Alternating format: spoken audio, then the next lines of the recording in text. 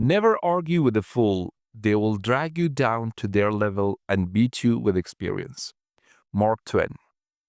This powerful quote reminds us that negative people often have one goal. It is conflict. They don't seek truth or growth.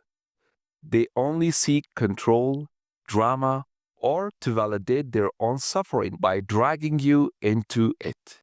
When you try to win an argument with someone who doesn't want peace, you are entering a game where logic, kindness, and facts no longer matter.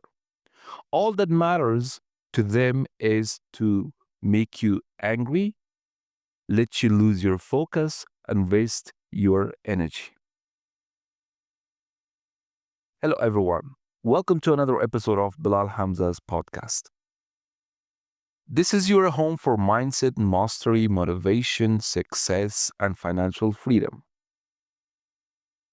Today's topic is something that every single one of us has faced, and we have been dealing with negative people. More specifically, why you should never argue with them. And in this podcast, we are going deep into it with real life stories, psychology lessons from the leaders, and some examples from powerful books. What is the psychology behind negative people and negativity? Negativity is not just complaining, it's a psychological defense mechanism. It comes from unhealed drama, low self esteem, fear of failure or rejection, habitual pessimism. Psychologists call this negative affectivity, a personality trait where individuals focus more on negative experiences and emotions. Research from the University of California found that people high in negative affectivity tend to distort reality, seeing even neutral situation as hostile or hopeless. So when you argue with a fool, you're arguing with distorted perception, not truth. One of the greatest books, The Seven Habits of Highly Effective People by Stephen Covey, he conveys a very powerful message. The difference between proactive and reactive people. Proactive people choose their responses carefully. Reactive people blame, argue, and react with emotion. Stephen conveys the message. Reactive people are often affected by their physical environment. For example, if the weather is good, they feel good. If the weather is bad, it affects their attitude because they don't like it, so it affects their attitude. When you argue with a reactive person, you become reactive too. You give them control over your emotion. The second book, Don't Sweat the Small Stuff by Richard Carlson. Richard says, choose being kind over being right, and you will always be right. This doesn't mean you accept injustice, it means you choose peace over ego. He shares a story of a man stuck in traffic who gets yelled at by another driver. Instead of yelling back, he smiles and waves. Later, he feels free, while the angry man stays trapped in rage. Richard calls this emotional judo, letting their energy fall, not hitting it back. How to Win Friends and Influence People by Dale Carnegie. One of the most famous lines in this book is, you can't win an argument because if you lose it, you lose it. And if you win it, you lose it. Why? Because the other person feels humiliated and you damage the relationship. Carnage explains that people rarely change because of arguments, they change because of understanding and respect. What do leaders and thinkers say about arguing with a fool? Nelson Mandela. He once said, resentment is like drinking poison and then hoping it will kill your enemies.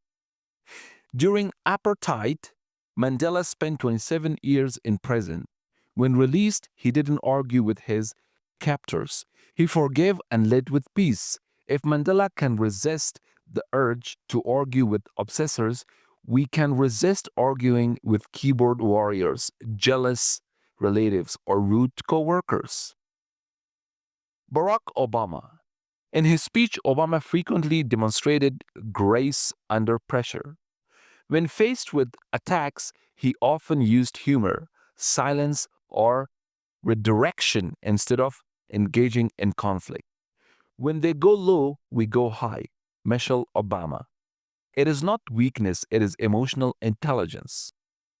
Rumi. Raise your words, not your voice. It is rain that grows flowers, not thunder. This quote reminds us that true strength is in calm, clear communication, not in arguing or shouting. So, what can we do in real life situations with negative coworkers, the people you work with, and they're negative? You share a new idea in a meeting, they say that will never work. It is too risky. The wrong move is you can make defend, debate, argue. The right move is say thank you for the feedback. Let's test and find out. Let results speak louder than arguments. In your family, you might have negative people. You say you want to study abroad. Your cousin says you're wasting time. You will fail. Ask yourself, is this advice or is it fear talking? Or is it jealousy? Don't argue, smile and say, I appreciate your concern. I'll keep trying. Keep walking forward. And online haters. You post your thoughts and someone comments, what a stupid idea. Never reply emotionally. Instead, delete, block, or ignore them. Let your growth silence their doubts. What happens when you argue? Brain science. When you argue, a part of your brain called amygdala activates, the part of the brain responsible for fight or flight. You become defensive, reactive, and emotional. Your IQ literally drops during high stress moments. A Harvard study shows that arguments raise cortisol stress hormone levels, making it harder to think clearly for hours. So, after one argument with a negative person, you might feel drained for the whole day. How to deal with negative people? First, observe, don't observe. So, you better know the difference.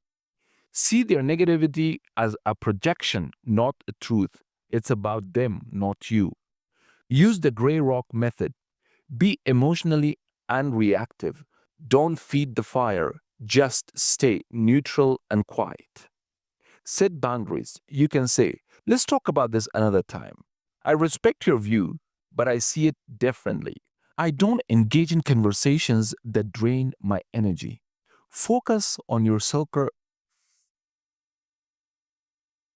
Focus on your circle of control. You can't change them, but you can change your response, your environment, your focus. Sometimes we become the negative person. Ask yourself, do I complain often? Do I argue to prove or to learn? Do I feel the need to always be right?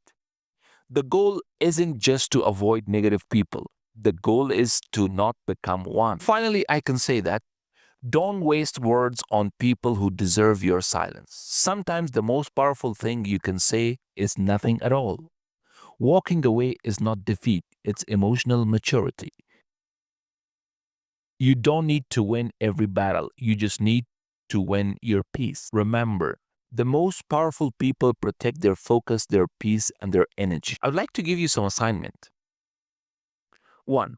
List 3 negative people in your life. It could be anybody, a member of your family, your coworker, or one of your siblings.